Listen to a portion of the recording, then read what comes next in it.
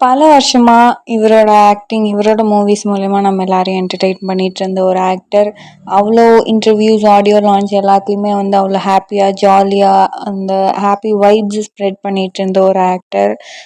இன்னைக்கு இந்த ஒரு ப்ரெஸ் மீட் கொடுக்க வேண்டிய காரணம் என்ன? அதுல அவரோட ஆஹ் என்ன சொல்லியிருக்காரு அப்படிங்கறத வந்து ஏன் இவர் வந்து ப்ரெஸ் மீட் கொடுத்துருக்காருன்ற மாதிரி யோசிக்கலாம். ஸோ அதுக்காக வந்து என்ன பேக்ரவுண்ட்ல என்ன நடந்தது அப்படிங்கறத வந்து இந்த வீடியோல வந்து ஃபுல்லா பாருங்க.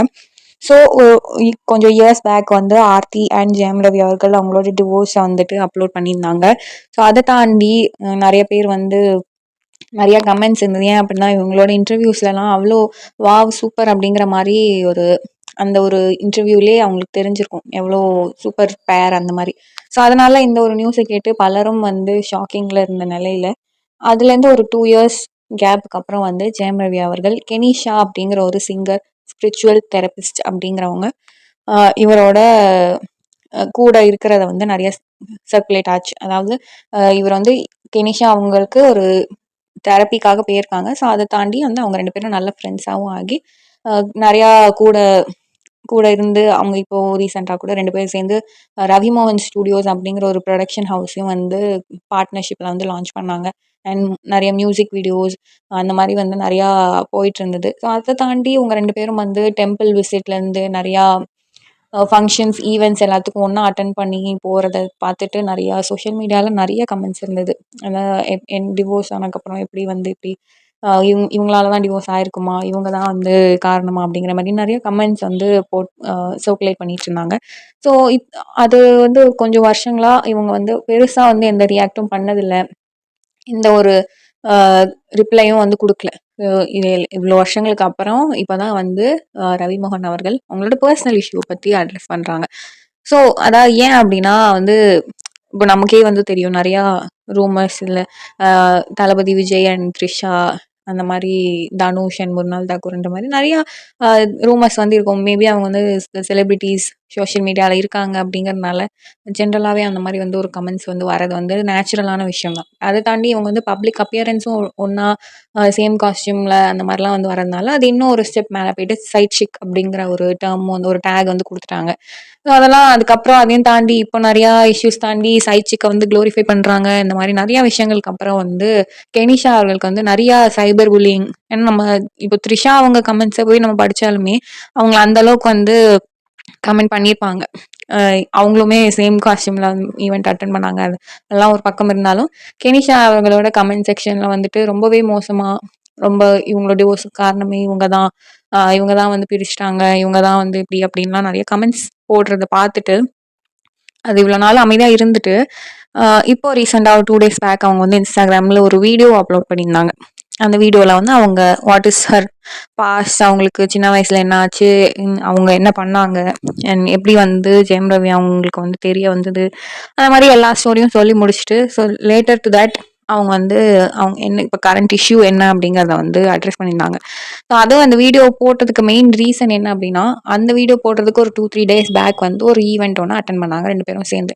ஸோ அந்த ஈவெண்ட்ல அவங்க வந்து பாட்டுலாம் பாடினாங்க. அவங்களோட ஆக்சென்ட் வந்து ஒரு இங்கிலீஷ் ஆக்சென்ட், பிரிட்டிஷ் ஆக்சென்ட் அப்படிங்கிறதுனால நம்மளோட தமிழ் பாட்டெல்லாம் வந்து அவங்க பாடும்போது அந்த அளவுக்கு கேட்குற மாதிரி இருக்காது. ஸோ அந்த வகையில் அவங்க வந்து ஒரு 2-3 தமிழ் பாட்டு பாடினாங்க. ஸோ அதுலேயும் இந்த முன்பே வா பாட்டு பாடினாங்க. ஸோ அந்த இதுதான் வந்து இருக்கிறதுலே நிறைய ஸ்பெக்குலேஷன்ஸை வந்துட்டு கிரியேட் பண்ணிச்சு. அதில் வந்து நான் வாழும் வீட்டுக்குள் வேறாரும் வந்தாலே அந்த லைன் பாடினாங்க. ஸோ அந்த லைன் பாடினதுக்கப்புறம் இந்த ஹோல் இன்டர்நெட்டுமே வந்து நீங்கள் தான் வேற ஒருத்தவங்க வீட்டில் போய் இது பண்ணீங்க அந்த மாதிரிலாம் வந்து கமெண்ட் போட ஆரம்பிச்சு அந்த பர்டிகுலர் ஈவெண்ட்டுக்கு அப்புறம் வந்து இதுக்கு முன்னாடி இருந்த எல்லா ஸ்பெக்குலேஷன்ஸையும் ஒரு மாதிரி ஹைப் பண்ணுற மாதிரி ரொம்பவே ஓவர் எக்ஸாஜுரேட் ஆயிடுச்சு. அதனால அவங்களுக்கு சோஷியல் மீடியாஸ் கமெண்ட்ஸ்லாம் வந்து ரொம்பவே வந்து பேடாக இதெல்லாம் கமெண்ட்டுங்கிறது ஜென்ரல்னு வச்சுக்கிட்டாலும் இன்ஃப்ளூயன்சர்ஸ் அப்படின்னு இருக்கிறவங்க வந்துட்டு இந்த பர்டிகுலர் இவங்களோட கண்டென்ட் எடுத்து இவங்க பேசி இவங்க கண்டென்ட் போட்டு இவங்க வந்து ட்ரெண்ட் ஆகிக்கிறாங்க. ஸோ இந்த இதெல்லாம் அட்ரஸ் பண்ணுற மாதிரி தான் அவங்க வந்து வீடியோ போட்டிருந்தாங்க. இப்படிலாம் பண்ணுறீங்க, பண்ணக்கூடாது அப்படின்னு. அது ஒரு பக்கம் இருக்க, இன்னொரு நடுவில் என்ன ஆயிருக்கு அப்படின்னா அவங்களோட அக்கௌண்ட் வந்து ஹேக் ஆக்கி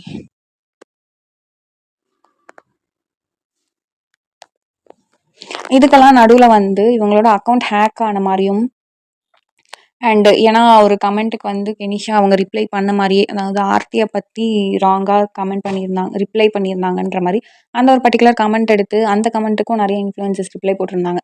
ஸோ இதெல்லாம் வந்து கேட்குறோமா, அவங்க சொல்லியிருந்தாங்க அந்த வீடியோல, என் அக்கவுண்ட் வந்து ஹேக் ஆயிருந்தது when I am at the middle of the event. அதனால எனக்கு அத பத்தி எதுவும் தெரியலன்ற மாரி சொல்லியிருந்தாங்க.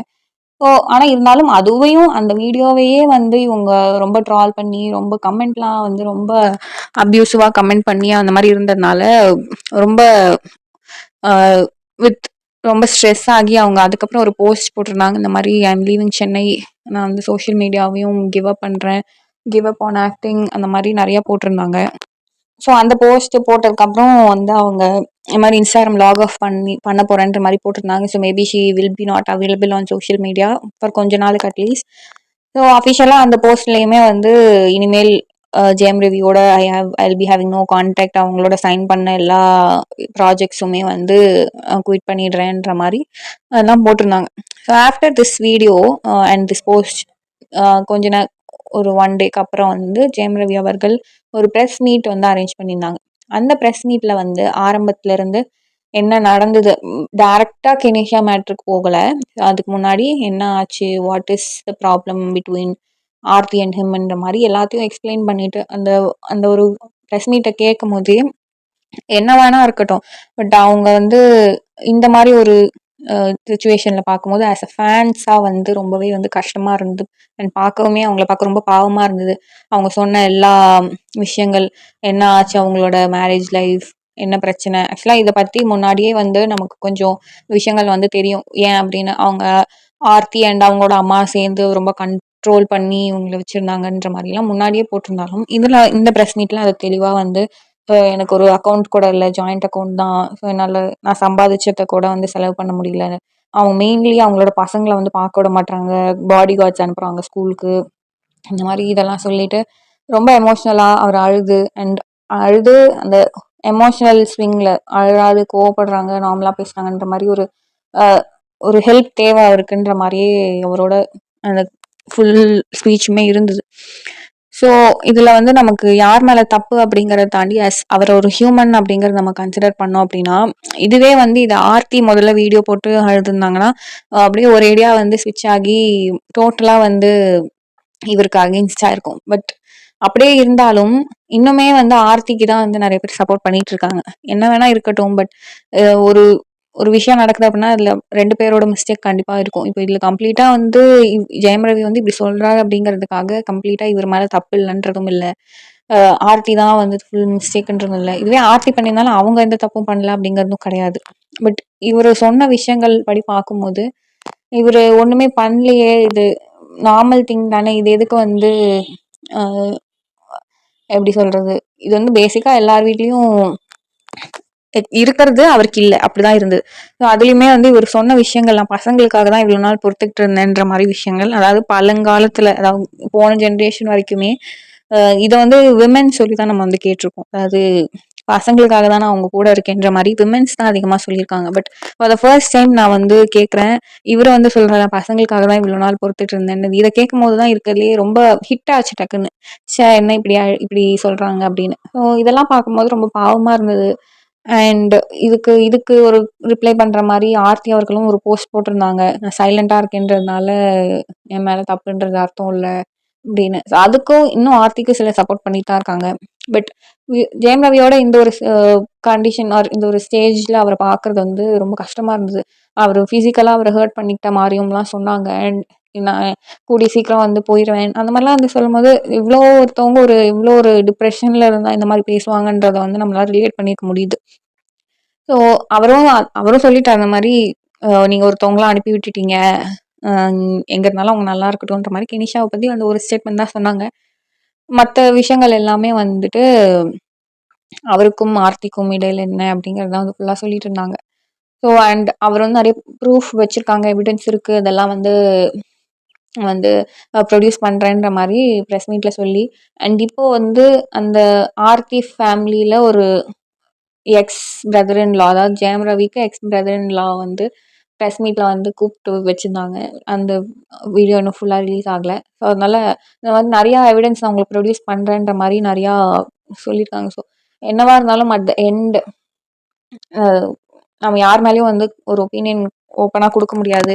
அண்ட் அதையெல்லாம் தாண்டி இது மெயினா என்ன அப்டின்னா, இன்ஃப்ளூயன்சர்ஸுக்கும் இதுக்கும் எந்த ஒரு சம்மந்தமுமே கிடையாது. திஸ் இஸ் ஒரு பெர்சனல் இஷ்யூ. பட் இத வந்து இன்ஃப்ளூயன்சர்ஸ் இவ்ளோ இது பண்ணி, அவங்களுக்கு அது ஒரு கன்டென்ட் ஆக்கி, அவங்க அதுல வந்து ஜெனரலைஸ் பண்ணி சொல்லியிருந்தாலும் பரவால்ல. இவங்க தப்பு, இவங்க கரெக்ட்ன்ற மாரி பேசுனதும் வந்து நியாயம் கிடையாது.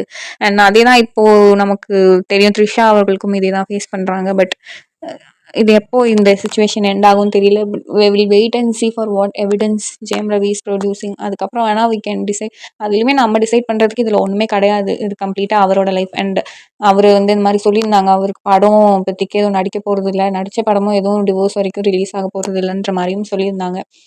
அண்ட் அவங்க மெயினா அவங்களோட பசங்களுக்காக தான் வந்து ஜெயம் ரவி வந்து ரொம்ப எமோஷனல் ஆனது வந்து நம்ம எல்லாரும் பார்த்தோம். ஸோ நம்ம வந்து என்ன இப்போ ஆர்த்தி அவர்கள் என்ன கண்டிப்பா ஏதாவது ரெஸ்பான்ஸ் பண்ணுவாங்க. பண்ணாம இருக்க மாட்டாங்க. பார்ப்போம்.